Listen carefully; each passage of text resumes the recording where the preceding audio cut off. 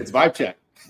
I love seeing people's reaction to the clapping with the whoopee and TLDR, legendary Farcaster builder, host of multiple channels, creator and founder of Bracket Game, which is absolutely blowing up off a lot of different things. I was enjoying the cast out. I love the USDC. There's so much you guys have going on. I'm really excited to talk to you, especially as the reason I sort of like got excited to bring you on. Not that I wouldn't be excited to talk to you about just about anything. I feel the consumer narrative is starting to pop off here and there for a number of different reasons, and I feel like you guys are one of the leaders of the charge. So thanks for coming on. Did I miss anything? How's the intro? Intro is great. I love to hear you pronounce your handle.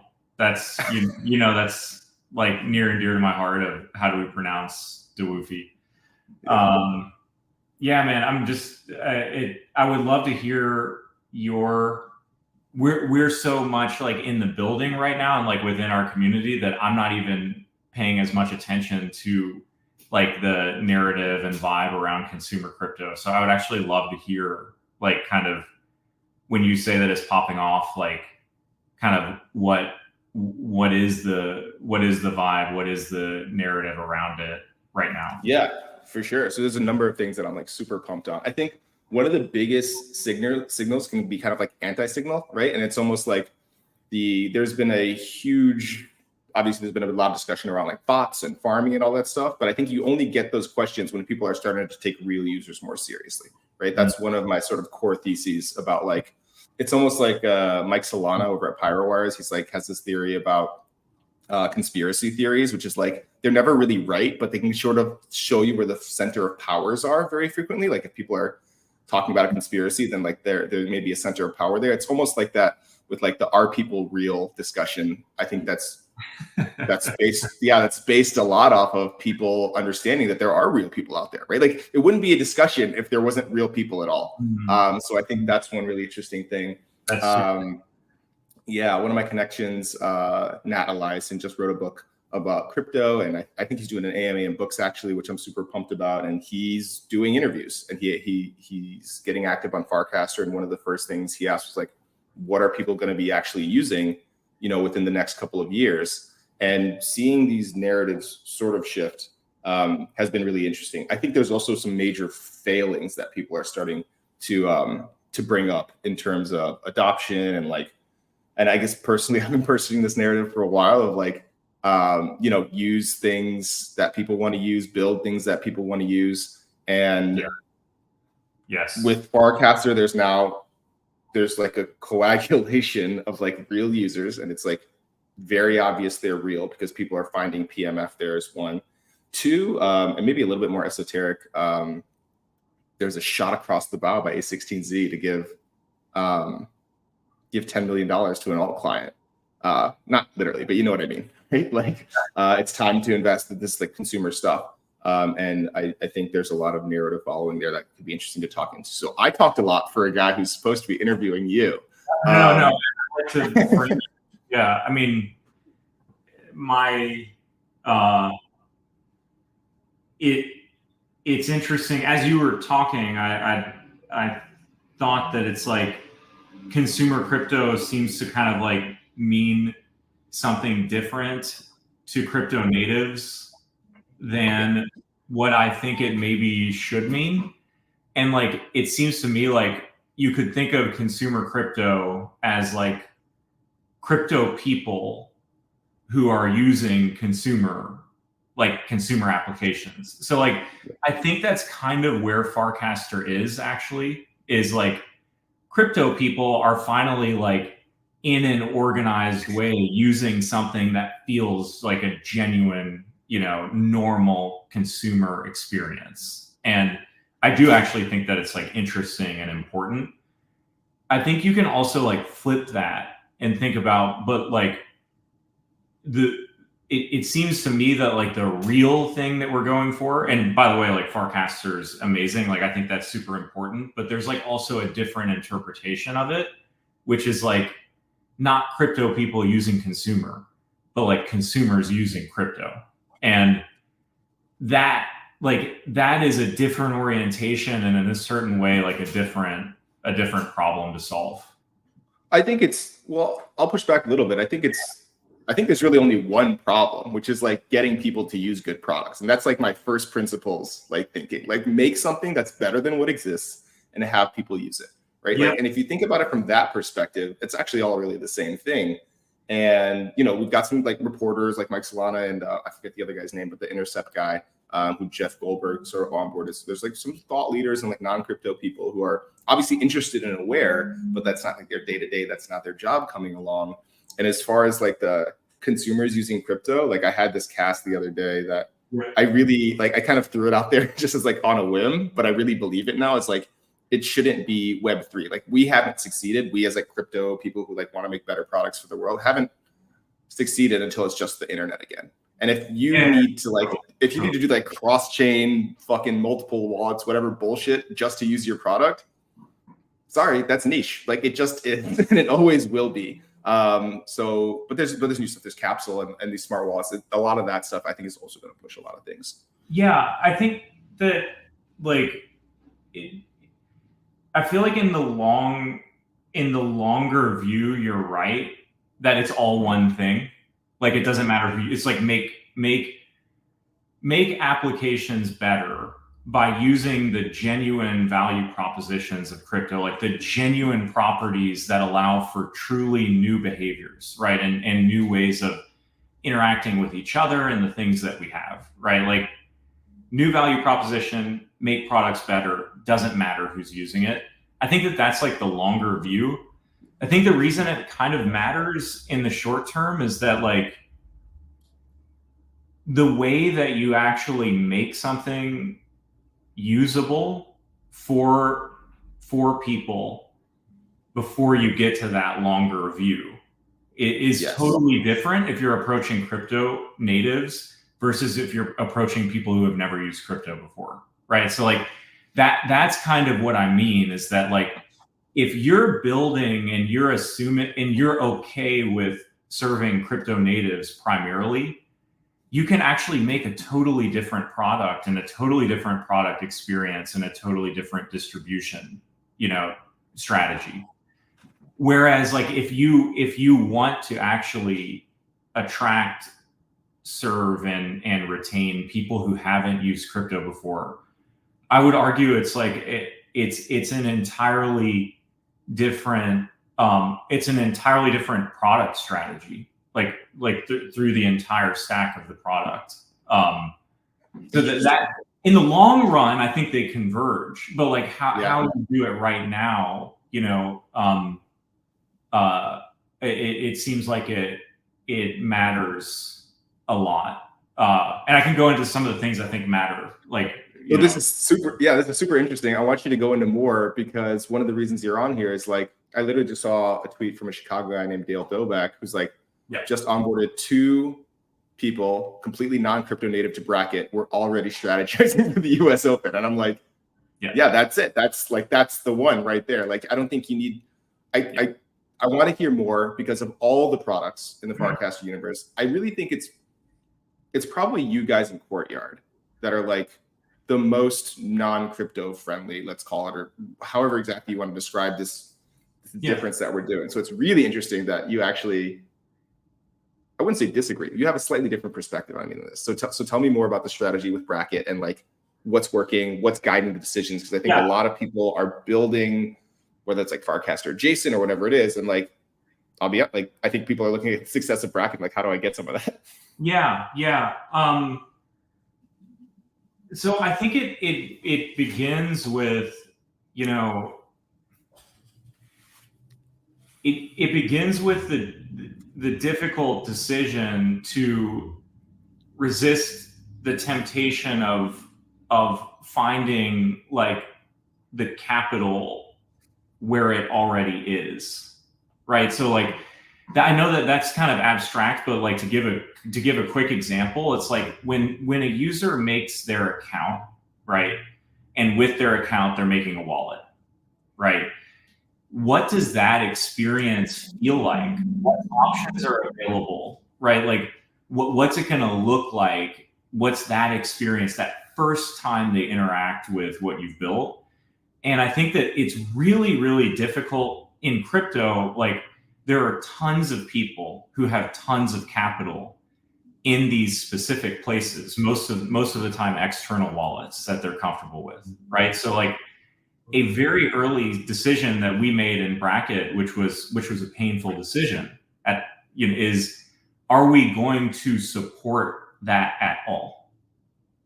Right? Like, think about that. Like, it's hard to leave behind people who say, hey, why aren't you letting me connect Rainbow? Like, I can get $10,000 in 10 seconds if you just let me use Wallet Connect. Like, we made the decision to actually not support Wallet Connect at all, right? Like, and so I think one product strategy is like, give everybody their preferred option, right? And so you end up having, you can create, with your email or social, your own wallet by using Dynamic. A lot of people are using Privy. And also you can connect your wallet. We decided, yes, that's where all the capital is, but we want to challenge ourselves to make an experience that is going to be compatible with people who don't have an external wallet and never will, which is like every person who hasn't used crypto yet. They're unlikely to ever have an external wallet, in my opinion. Like, in the future of crypto, I think like external wallets are probably going away. So like, that's a painful decision. It makes it harder for us to onboard the capital that makes the game interesting. But it's like, we decide we need to challenge ourselves to make that experience good enough that it's like consumer grade, so that when we want to bring in people like Dale's friends that you mentioned, when we want to bring in people who have never used crypto before, they're not going to have like a frictionful experience. And so like, that's just a small example of, and I think people can have different takes on this. Like, I'm not dogmatic about how you have to treat a wallet, but it's more indicative of like making tough decisions to like leave some things behind that are natural and accepted and convenient within like crypto native use, to leave some of that behind to create a cleaner experience and a less scary experience and a less frictionful experience. And also to like, I think of it as like challenging yourself as a team to make that experience compelling, which takes investment. If we're messing as a team with like how to manage onboarding by creating an embedded wallet and how to manage onboarding by external wallets, like as a small team, we're now splitting our attention and splitting our building resources on these two different ways that you can come into Bracket.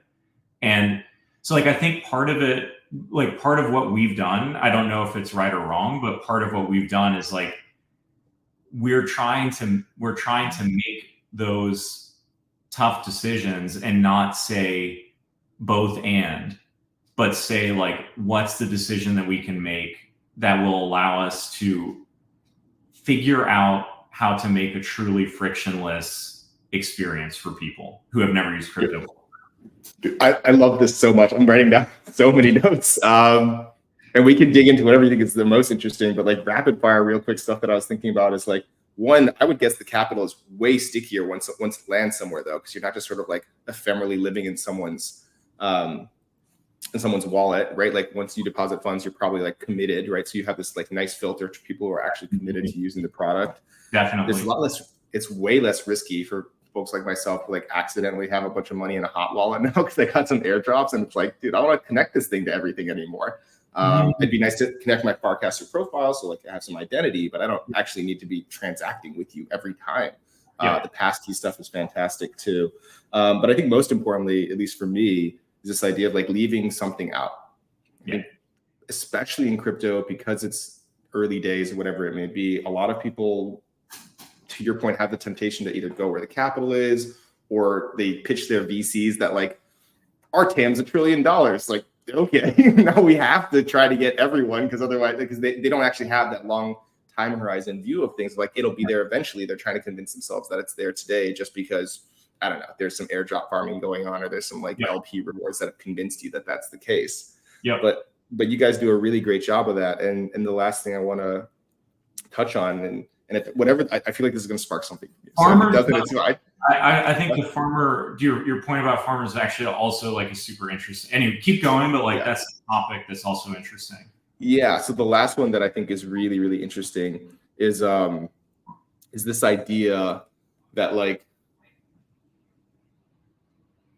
how do I put this? So I often use the example of, like, people are like, how do you onboard someone to Web3? And I'm like, that's a really dumb question, because how would you onboard someone to the internet, right? And like having the wallet as the first step is like a crazy bad experience, because like the immediate question is, what do I do? Why do I care? What the fuck is this, right?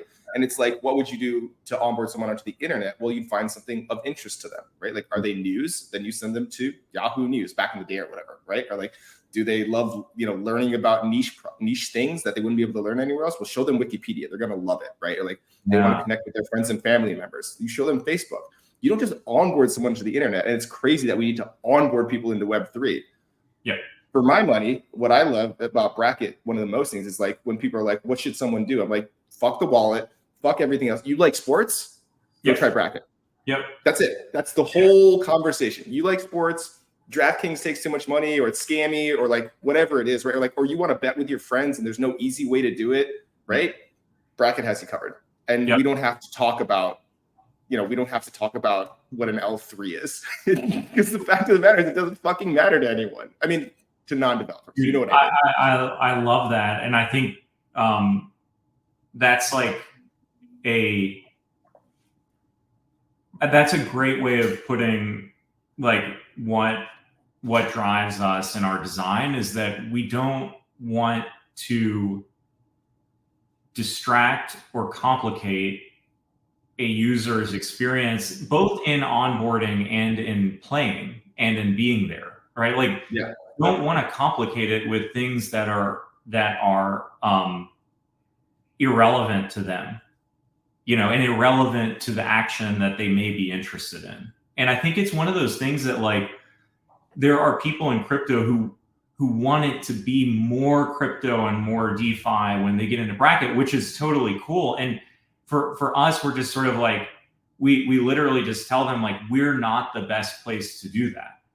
That's not what this is for. Like, this is built for another type of thing. And I think the type of thing that you're looking for with like alpha and being able to like arbitrage and farm and all that, it's like there's better places to do that in crypto, and better places to do that with crypto and sports related, and so like what we're trying to build is like very, very much focused on that like core experience. And I think that, an interesting question for every product team is, when, if at all, do you want your user to become conscious that they're in crypto?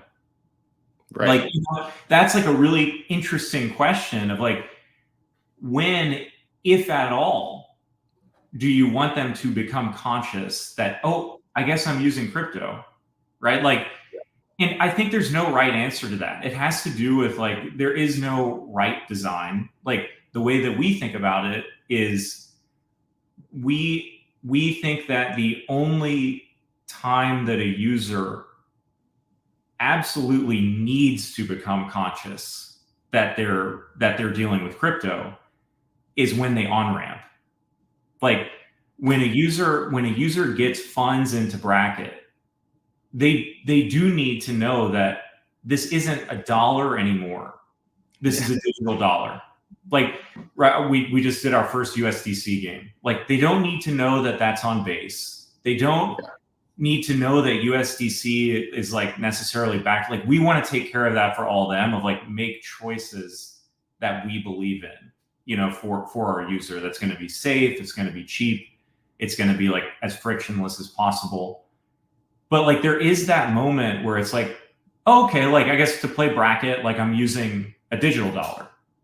And like, if they get into a game and they're like, I'm in Bracket and I'm using degen token. We have some games on USDC, some on higher, some on degen.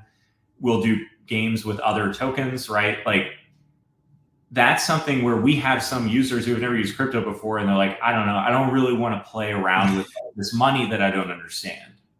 Yeah. But they like USDC, and Yeah. so there are moments where they become conscious and they start to sort themselves out into like people who want to be more experimental with crypto. There will be, places for them to play around with that and grow into that. And there's versions where it's just sort of like, okay, yeah, I got digital dollars through Coinbase, but like otherwise I'm just like playing this game and I go in and out of like digital back to real dollars, and it works smoothly. And that's what allows me to play bracket. Yeah.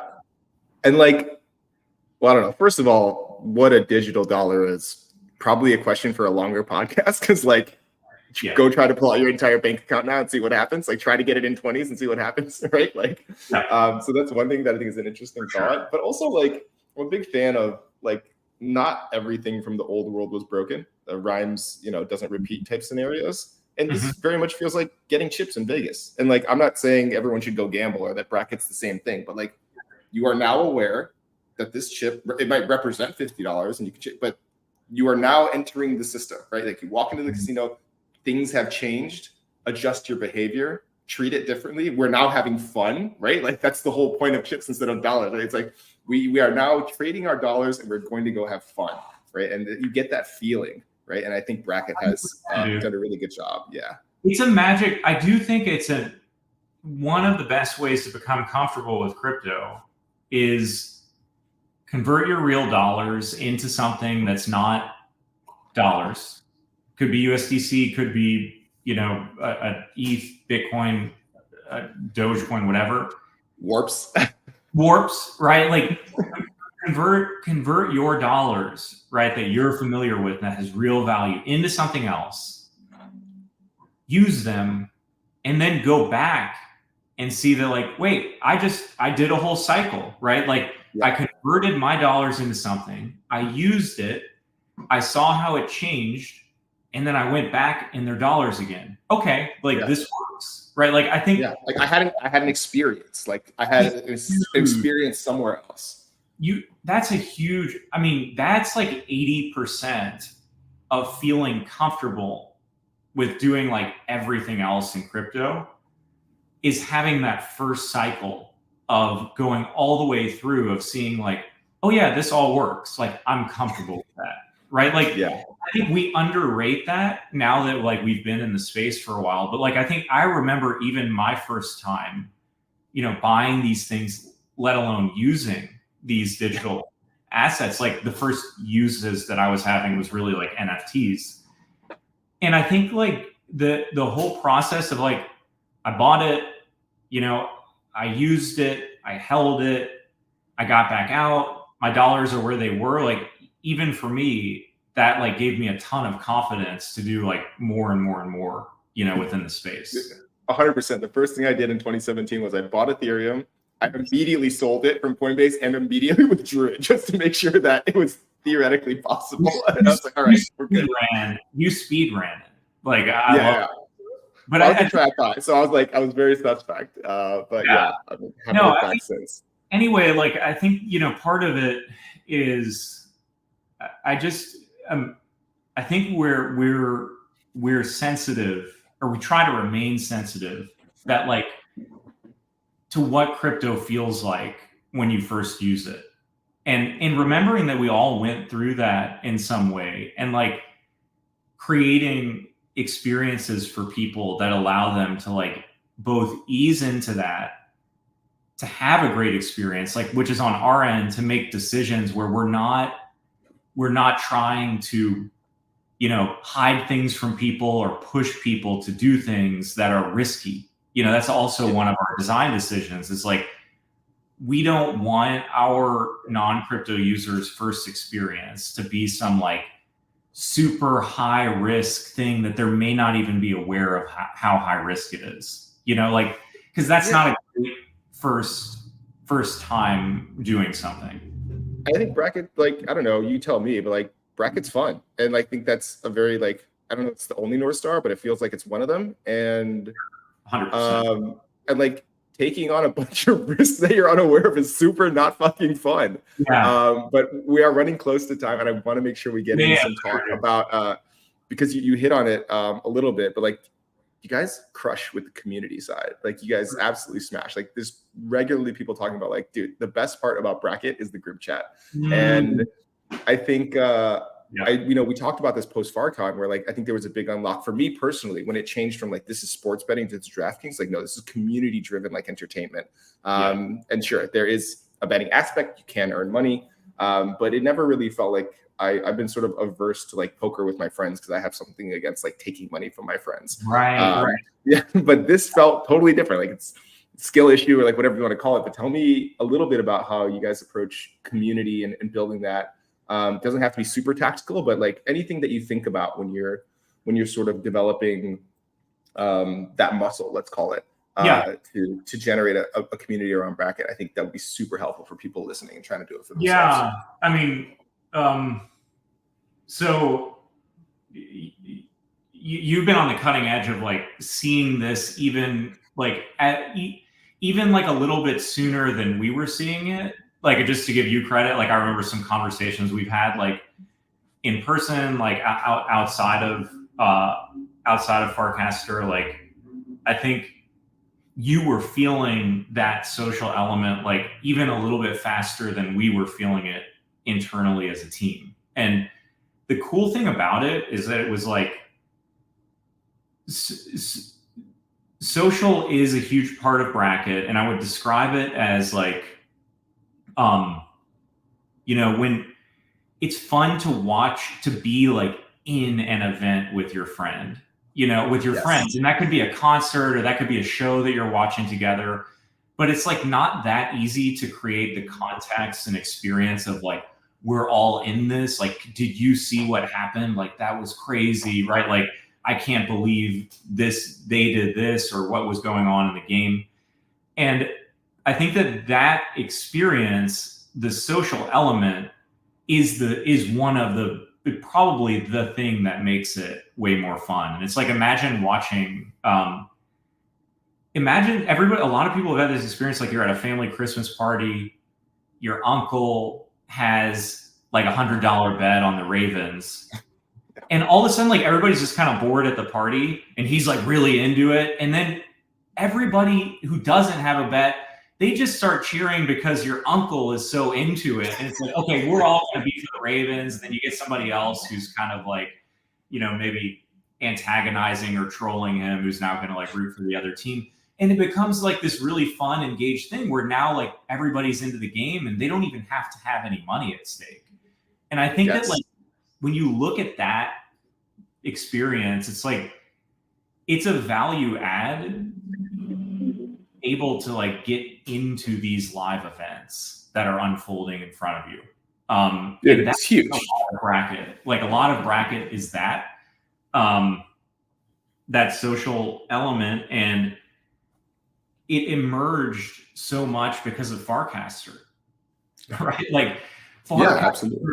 I mean, it was absolute, like it was a magical element of it can't even talk about it in the past tense. Like it is such a magical element and has been such a magical element of what we're building, because when you so in Bracket, like everybody can get their purple check, they connect their Farcaster, right? Like we run a big group chat for everybody who's active, in Bracket. And so people are talking about what's going on. And when people are trading, you can see like, that, oh my God, like Redux like rugged me again, right? Like I get in, he sells. It's like basically I'm his exit liquidity, and it's funny, right? Like it's actually it's a fun experience to have with each other. Like I got one over on you, or we're in it together, or Mike is like never selling, the Panthers, right? Like it's just sort of like these things that form new context to our relationships that are happening like in sync with these events. It's because people have purple check. It's because they know each other from Farcaster. It's because we have this big group chat. all of that stuff for our community building, Farcaster's given so much context to what's happening in this fun game. And we've realized that like that's the really sticky thing about what we're building, right? Absolutely. Essential, right? It's essential, and I think that is what everybody is building is different, but I think I would encourage more builders in crypto and in Farcaster. I think like taking the social piece and like taking it less literally, right? Like you don't have to build a card trading game. It's like that's like making the social element like the centerpiece of your whole product in a very literal way.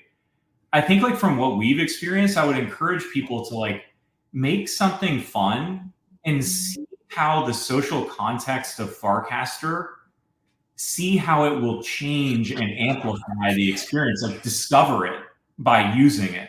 And it might surprise you. Like that's what's happened to us. Like it surprised us. We didn't set out to build a social app. We're basically building a social app around sports. Like we did not intend to build that primarily. It was totally emergent from Farcaster. So I think that's like a thing that other people might enjoy trying and leveraging Farcaster for. I'm very happy that I've once again managed to bury the lead to the very end of the podcast, but I'm gonna clip that 100%. I love it. I know you got to get going. I got to have you back on though. I think just a couple of closing thoughts. I think people are desperate for this. Like it's emerging because people are really desperate for it. And I know you and I could get deep into the philosophy, and I always use like the sort of falling out of the church as the social structure. Like the point really like wasn't to go, and do that. But as it sort of failed a lot of people along the way, I think people are looking for, again, it's a social construct, but it's got to be fun first. And you can't just jam DeFi primitives into it to make that happen. And the last thought that I want to have, and if you've got a minute to respond, feel free. Sure. But all this stuff that you're talking about is fun. I believe deep down in my heart, it would not be fun if it was happening in my own wallet and I could see my net worth changing on a day-to-day basis. It totally recreates the experience. If my main wallet, if I see myself losing money every time I play bracket, and live speaker, I always lose money when I play bracket. I'm having fun, but it doesn't matter. It's a totally different experience. And I think those decisions have paid off in spades. But any closing thoughts? Definitely throw out some CTAs for bracket if you have any. What should people do if they want to get involved? I mean, come play, right? Like we're putting a bracket out for like every major sporting event or nearly everyone. Like we're pretty rhythmically like putting brackets on the major things that are happening. So like Olympics, we'll have different bracket games for different, Olympic events. It's going to be super fun. US Open tennis, F1, right? And then we launch into like a lot of major sports brackets. So it's like, I think the thing is, you'll come play around, like hang out in the group chat. If there's an event that you're like going to be watching it anyway, that's when I suggest playing bracket, right? Like, it's like, if you feel like you're going to be watching like the women's soccer in the Olympics, come play that game, because you will get to watch it with other people who are having fun. And it's not even about making money. It's about getting excited about the event itself. So that's what I would encourage people is like, if there is some sporting event that you already like and already will be watching casually, come use bracket, DM me, like make sure we get you like in the group chat. We're excited to like bracket 2.0, like everything that we've learned from launching quickly and iterating quickly. The new kind of version of bracket that builds on all of that will be released early in the fall. And it is going to be like heavily around creating those social spaces that are like maximized and as like native to bracket and as fun native to that event as possible. So like super excited about that, but like continuing to like do events for all major sporting events till then. And we'll also be doing some more like flash brackets on Reel, like we did for FarCon Pickleball. Like we have more of those experiments planned. Epic, man. Well, I'll push back on a bombshell. I will say that if you don't watch sports, you should still join, because I don't watch. It's just fun. Like, just go do it. Yeah. So I'll do that. But thanks for coming on, man. It's such a pleasure to have you. We should do another one. I love your questions. Like it's a fun chance to reflect. And you've got such great taste, and really I super appreciate how when you see something, the seeds of something special, like you encourage it and make sure that the builders are noticing it. I really appreciate that, because when you're building, you don't always see what's fresh and special, and like you're amazing at that. You've like literally helped us a lot. You're so kind, man. Tim, thank you so much for coming on. And I have nothing but kind words to say to you. I wish nothing but the best for Bracket, and I'll let you get going because you got a hard stop. But thanks everyone for tuning in. We'll do another one sometime. Yeah. Good to see you.